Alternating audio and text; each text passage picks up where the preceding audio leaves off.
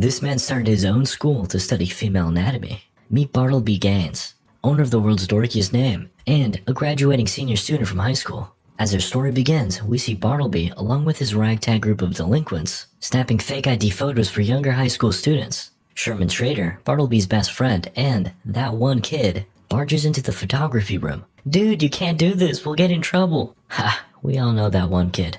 After, the lunch bell rings and they hear the vice principal, Mr. Matthews, on his way down the hall. In a last-ditch effort to avoid getting caught, the students line up as if they were in Glee Club. This might just be a genius plan. We don't have a Glee Club. Oh, the school day ends, so Bartleby and Schrader make their way out the building. On their way out, Bartleby is stopped by Monica, his all-time crush. "Hey, so prom is coming up soon and everything, and I'm having a party at my house, and I was wondering if..."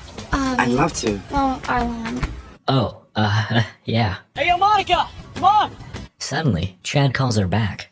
Typical. At home, he opens his mailbox, revealing his 8th denial letter from colleges that he's applied to.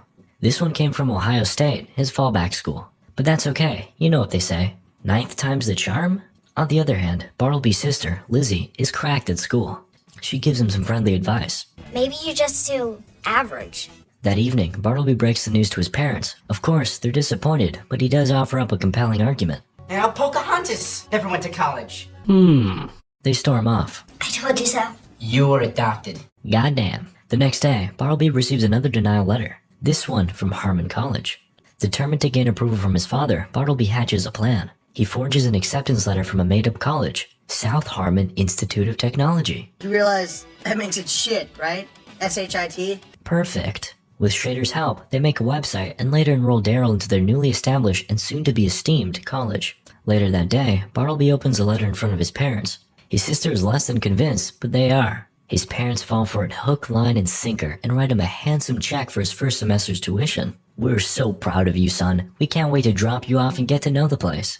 Ruh-roh, Bartleby needs to get to bamboozling pronto. He suggests to his pals that they rent out a building near the real Harmon College. Rory, another friend, tells him that she knows a place. That night, the 4 friends break into the abandoned Harmon Psychiatric Hospital, or as Schrader calls it, The birthplace of crack. nice. They have a look around before Bartleby gives everyone a little prep talk while fixing one of the ceiling tiles.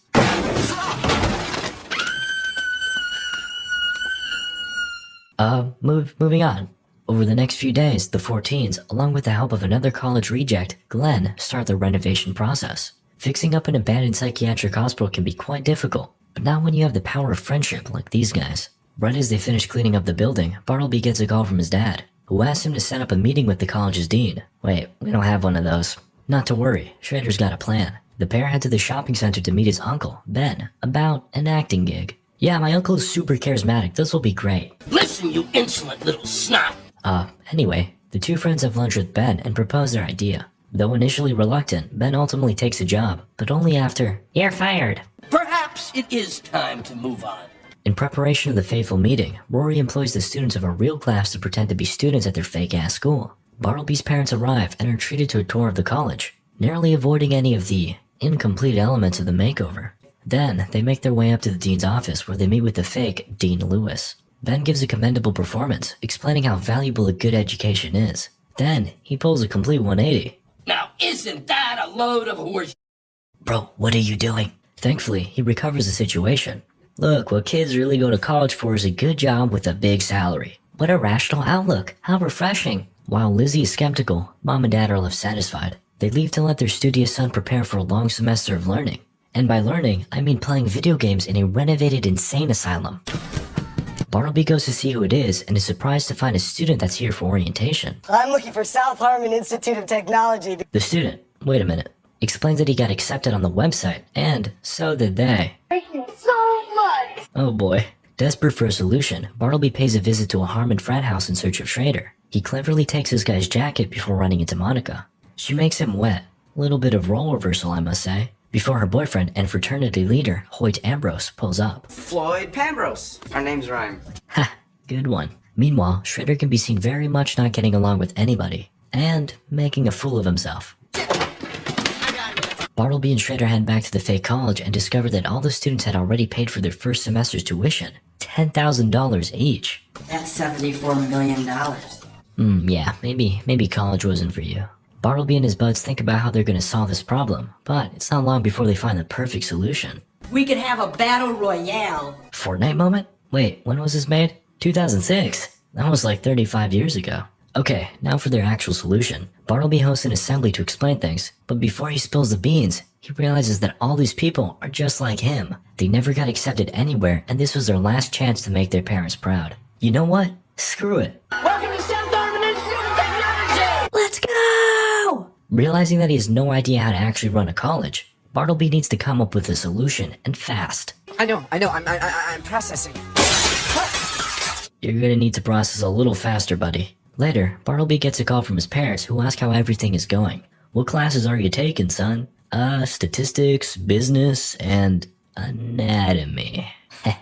Suddenly, an absolute Chad yoinks his phone and hops into the pool. In an effort to figure out how to run this thing for real, Bartleby meets with the lady in charge of student transfers at the real Harmon College for a tour. He spends the day looking around at all the subjects they offer and realizes how sad college life really is. That's why I dropped out. At the end of the day, he sees Monica on her way to class. They chat for a bit and she shares her passion for photography. Unfortunately, the school won't let her take that class because it conflicts with her major. Wow, that makes no sense at all. Neither does school in general, my guy. Back at the fake college, Bartleby asks the students what subjects they want to learn and forms a school syllabus. Naturally, a lot of the answers have to do with girls. But there are a few real things that people want to learn, like cooking, woodwork, and the answer that stood out the most. I want to learn how to blow shit up with my mind. Same. Actually, I really did kind of blow up this YouTube channel using only my brain. Anyway, now the education can begin. My ass looks like hamburger meat. Just as Bartleby's trying some of Glenn's magic brownies, a student from Harmon knocks on the door looking for the leaseholder of the property. As it turns out, Harmon College wants to buy the building in order to demolish it and build a fancy entrance. Back at the real Harmon frat house, we see Sherman Schrader donning the nickname Sperminator, as he wears a sussy costume and hands out beers. Meanwhile, Monica walks in on her boyfriend making out with another woman. Frustrated, she leaves the party, but she's not the only loser of the night. Schrader continues to be mocked by the frat members. Back at Bartleby's clever sister pulls up and threatens to reveal his secret, unless he can give her his scooter and a fake ID, that is. Now what could a 13-year-old possibly want a fake ID for? So we can vote, dumbass. Understandable. Have a nice day. Later that day, we see that the real dean of the real Harmon College has just found out about the fake South Harmon College. I'm sure we'll be seeing him very soon. Then, we catch up with the heartbroken Monica who sulks in bed before finding a gift. It's a camera, along with a photography book. It's signed, Smile, from B. Aw, sweet gift, bro. She decides to go see Bartleby at his college to thank him for the gift. She has a hard time finding the address because, well, it doesn't actually exist. But when she does get there, Bartleby explains, yeah, it's a bit of a well-kept secret. He gives her a tour of the place, but then... I'm working some very unstable herbs! Oh, carry on then, good sir. Afterwards, Bartleby walks Monica back to Harmon, where they see Schrader, this time dressed up in a hot dog costume shouting, Ask me about my wiener! love that. Bartleby shows some concerns for his buddy, but Schrader insists he's as happy as can be. Ask me about my wiener! Keep doing you, pal. Afterwards, Bartleby heads back to the fake college with Schrader, and we catch a glimpse of the school's newspaper, the shit rag. Very nice. As they chat, Schrader warns him that he probably ought to close the school down. Apparently, this is all very illegal. There's a ton of legal concerns, like insurance, for example. Come on, what could we possibly need insurance for? Okay, you have a point, we'll get insurance. Later that night, the South Harmon band hosts a concert in the assembly room. That same night, the Harmon fraternity hosts their own party. But just about no one shows up. Bartleby has claimed victory. This angers Hoyt, who makes his way down the hill with the full intent to bring the concert to the ground. Meanwhile, and after a wonderful performance, Bartleby hops off the stage and sees Monica. They talk for a bit, and then he takes her to his dorm room / luxury penthouse. He puts the moves on her, and things start to heat up. Eventually. Meanwhile, downstairs at the concert, Hoyt and his frat members storm inside and start looking for Bartleby. However, Schrader notices them and lets his buddy know. Monica and Bartleby head downstairs and are confronted by the frat members. Things start getting intense, and it seems that Glenn's wish is finally coming true. Battle Royale! Nice. Hoyt and his frat members decide to leave, but on their way out, and as a last-ditch effort at revenge, he pulls the fire alarm, drenching everyone in water.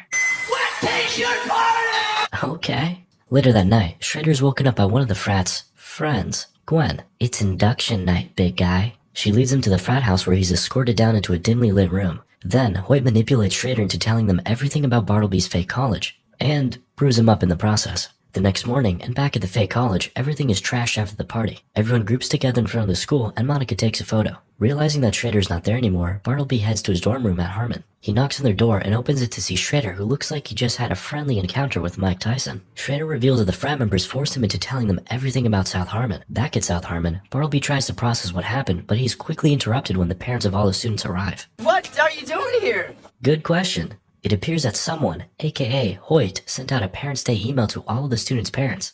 Clever as ever, Bartleby improvises and tells everyone that they have a planned tour for the day. Then, all of a sudden, the dean of the real Harmon College, Richard Van Horn, arrives, along with several police officers. The joke is over. Uh-oh. Dean Richard informs everyone about the situation and warns Bartleby that he will be hearing from their attorneys. Meanwhile, his parents look on ashamed and tell him to grab his things and meet them in the car. All the parents start leaving with their children as Monica asks Bartleby if it was all fake before walking away, upset. Back at home, things are tense between Bartleby and his parents. A few days later, he decides to visit the school, finding it abandoned again. All that progress wiped away in an instant. Relatable. Yes, I'm referring to the fact I was just banned, and I just still don't know why, but I'm back. Anyway, outside the front of the school, he spots a letter from the Ohio State Board of Accreditation, or OSBA. Upon opening the letter, it is revealed that his hearing before the OSBA is scheduled for a few days from now. The plot thickens. Later that day, Bartleby meets with his friends and proposes the idea of actually trying to become an accredited college. I was inspired. I felt inspired by it.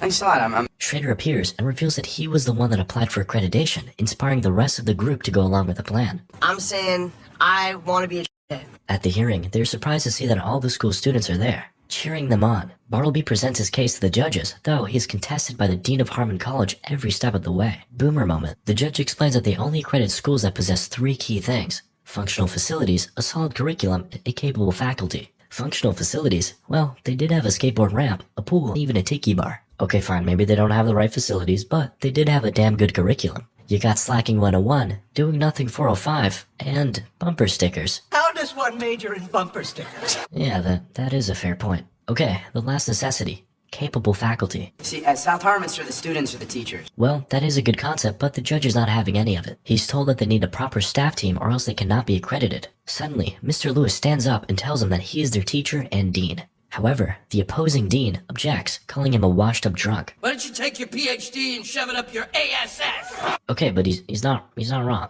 Then, the judge tells him that one teacher is not enough for more than 300 students and asks if they have any other teachers. Well, about that. No, not really. Right as it seems that they are about to lose, Bartleby stands up and gives one of the most persuasive speeches in history, perhaps ever, which is similar to how I managed to get my channel, which was randomly banned, unbanned. Basically, after a few minutes of begging and pleading, the judges take a moment to deliberate before granting the South Harmon Institute of Technology, a 1-year probationary license to continue testing their experimental programs. And that is a great way to put it, experimental. Like, remember that one guy who was trying to blow things up with his mind? Yeah, well, this is him now.